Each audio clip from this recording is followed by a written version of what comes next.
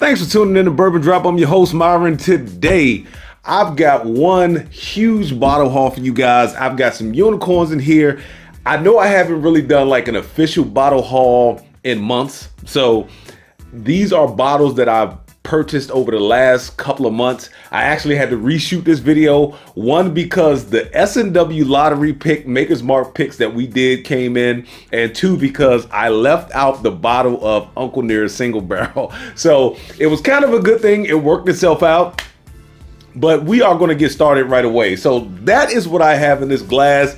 This is the lottery pick.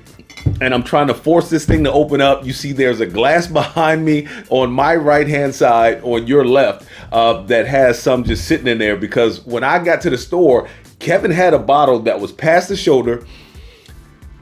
It is our pick, but it has changed. So the pick that we did was it was almost like this very caramel forward, easy sipping, had a punch of spice, nice cherry notes, and it was just to us, it was an amazing pick. Now you got to remember, when you do a pick with Makers, they give you 10 staves. They tell you put these 10 staves together however you want them, and we can change them around to add different flavors and different components, make the whiskey a little more interesting. And the one that we decided on was the one that I had chose. But they pour it in like a beaker for you.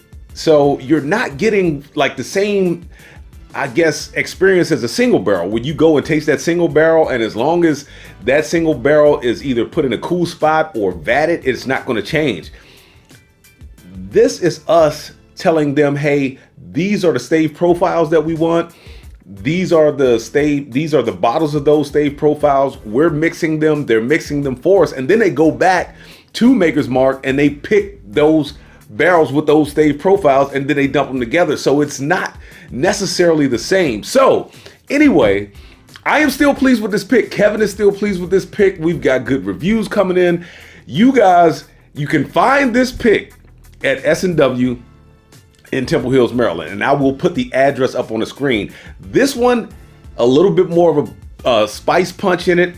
It's got a super flavorful, beautiful cherry note that comes across the palate, comes across the nose. It's got a nice oakiness to it to round it out, man. But yeah, this came in. So not only was I so pleased with it that I picked up this bottle, but I picked up this bottle and I picked up this bottle. And I picked up this bottle. So look, I don't have to buy these. I was so pleased with these that I knew how many I wanted to buy and where they were going.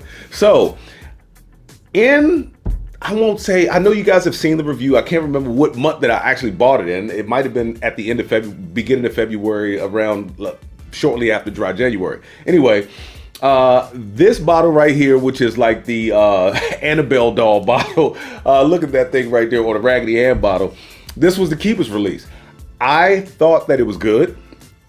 And side note, let's go back to the pick. Kevin actually blinded me with the Keeper's release, because I took it just in case he hadn't tried it yet, which he didn't. So he tried it. But Kevin actually blinded me with the Keeper's and the pick. And I immediately picked it out off the nose and the palate. He put the two cups side by side. I turned around, nose this one. I said cherry oak spice.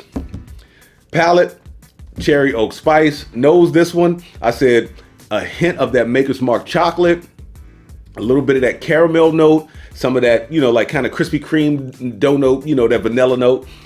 Put it on the palate, same thing. I said, this one is the Keeper's. This is our pick. He was like, yep, you're right. But anyway, I ranked this one lower than a Heart Release. I wasn't the biggest fan of the Heart Release. I ranked it lower than a Heart Release because the palate was so quick. And Kevin said the exact same thing. He said, man, he said, ours, the finish is there. He said, but there's something about this one that it's like the finish is just not, it's not sticking with me. I said, yeah, it's quick, right? He was like, yep. I said, that is the exact same thing that I said in the video. But anyway, let's get some more bottles on the table, because at some point I am going to have to get some of these bottles off the table. This is one massive haul. Stick around. Like I said, we've got unicorns. So pick this one up. not too long ago, fell in love with it. I was even telling Kevin about it today. This is the Speyburn. It is a Speyside Scotch. It is not peated and smoky. I read reviews on it. They even said it had a light hint of smoke. I didn't even pick that up. It is just fruit for days, like apricots, peaches, pineapples. You do get some citrus, and it is so creamy. To be 80 proof, this has to be probably one of the most viscous products that I've had. Liked it so much that I had to check out what the Speyside 15 was working with. So I went back the next day, and when it comes to Irish whiskey scotches, I do like to chill them down a little bit. However, I do prefer these warm versus chilled down. But when you chill this 15 down, it is almost like drinking honey. That is how viscous it is. It is non-chilled filtered. It is all natural. There are no additives added to the whiskey at all. It is just, this Speyburn 15 is amazing. And to be $65, man, that is a budget banger. So, since I told you I like the Speyburn 10 so much, I had to go and get another one, man. This is one heck of a budget lineup they got. Now, they do have an 18. So, this was on sale. The 10 was on sale for $25. The 15 was $65. So, that's a $40 difference. Really, like a $35 difference, because I think this is really like 30 bucks. And then the 18 that they have is $125. I love the 15 so much that I'm tempted to go back and get it, but $60 more kind of hurts a little bit. All right, so before I get into the next amount of the next group of bottles, I need to clear this table. Give me a second. This is probably going to be the most cherry forward bottle of Makers that you will ever have.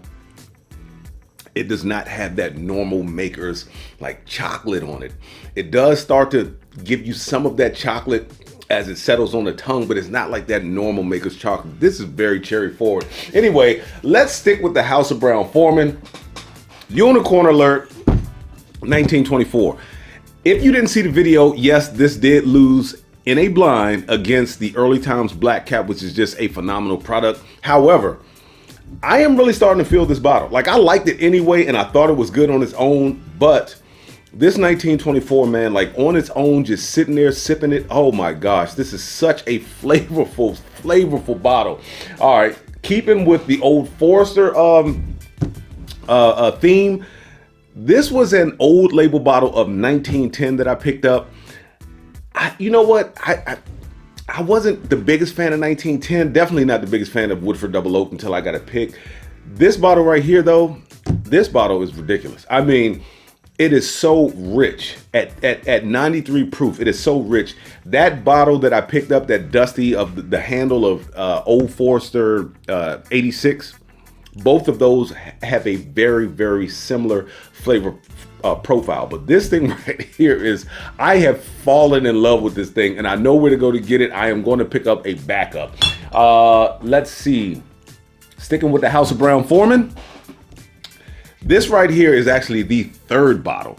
This is my own personal Coy Hill. This thing comes in at 134.7 proof. What did I say? This was bottled on 10/30/24, and then it is from Barrel House 3-01. If you find this thing, it is my own personal Coy Hill. It is a shelf unicorn. There are not many shelf unicorns out there, but this is a shelf unicorn. This thing is phenomenal.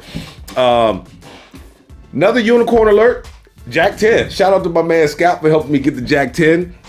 Release that video. If you guys haven't seen it, please go back and watch it. This thing is banana pudding all day long. Shout out to Kevin, because Kevin has not had this. I have to get this up to his store so that he can sample this thing. He said he had last year's, didn't have this year's. He said he found the 10 to be a little light, and I can see what he means by that. But this thing to me is banana pudding and vanilla wafers all day long, man. All right, so let's get into another distillery for a second. This is the James E. Pepper. Now, this is the James E. Pepper single barrel. This is the barrel proof single barrel. I put this up against the small batch E.H. Taylor rye that I have behind me. Didn't need to put it on the table because You'll see coming up more unicorns. It only comes in at 103 proof. It is 102.5, I'm sorry, 51.9 ABV, which is 103.8. So I figured that was close enough to put it up against the small batch EA's Taylor straight rye, because I didn't want to drive out to Drug City and pick up the bonded that I saw, because I didn't see a bonded around. So after I picked this thing up, I saw the bonded bourbon. Wanted to put this bonded bourbon up against the small batch because I picked up a small batch EA's Taylor behind me as well. Thanks for checking out the channel. Now I would love for you guys to go over to bourbondropstore.com. You can get all of the latest and greatest bourbon news. Don't forget to check out the blog. It's got recommendations for all classes of bourbon drinkers. And you can get this heavyweight hoodie. I know it's getting hot, but you can also get this black bourbon drop tee. Now, I've got some new products on the channel. You guys check out these new flasks. I think they will make a great addition to any round of golf or any event. So cracking this thing open, there's no way I'm going to put it up against the EA's Taylor small batch. It is just not even in the same league, man. Not even it couldn't hold a candle. I'm sorry. It's got these really earthy, sweet corn. It's very like a very sweet young corn whiskey note in it, and corn husk. So it's definitely not going up against the EA's Taylor small batch. But since I like the single barrel barrel proof rye so much, I picked up the 100 proof Rise from James E. Pepper, and I will be putting this up against the EA's Taylor small batch rye coming up in the future. I don't know when. I do like this thing a lot, like it. And I'll say this.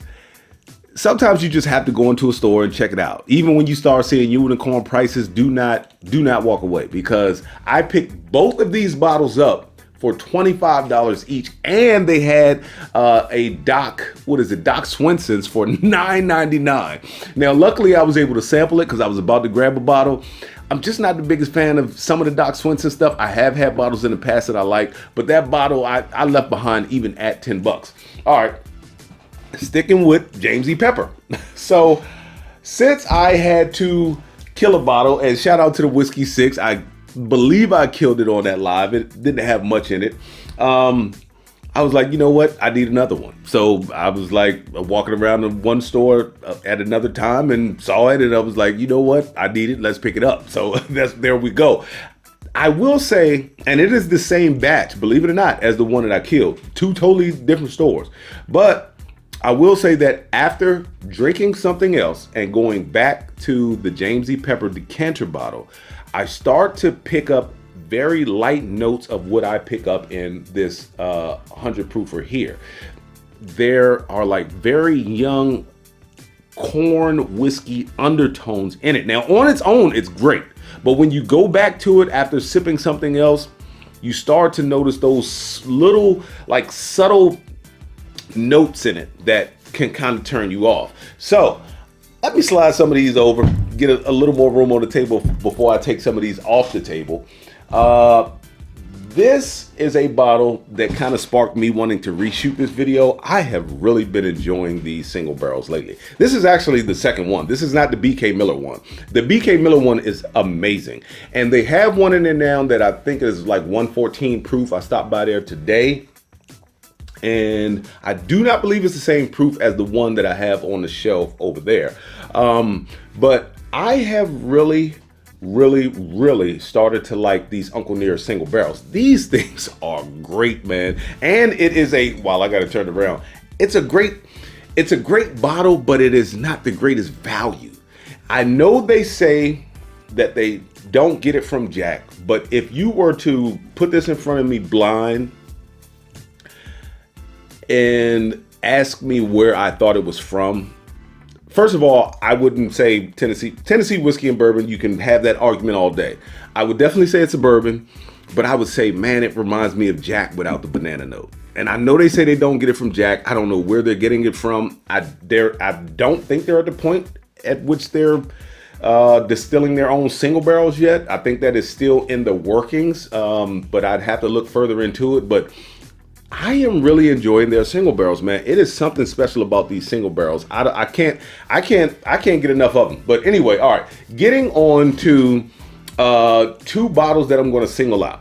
So first bottle I'm going to single out is this 10-year-old, believe it or not, 10-year-old ABC pick of a single barrel for Knob Creek that comes in at 120 proof. So it was filled on 10/7/2014, and it was dumped on 12/4/2024.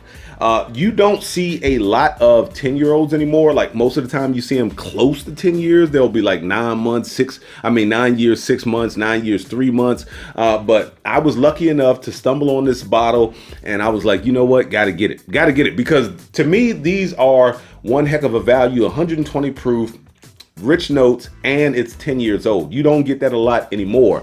And this is a bottle that I have to single out because you should never, ever, ever in your life, ever, let me say that one more time, ever in your life, buy this bottle. This is Jeff the Creed.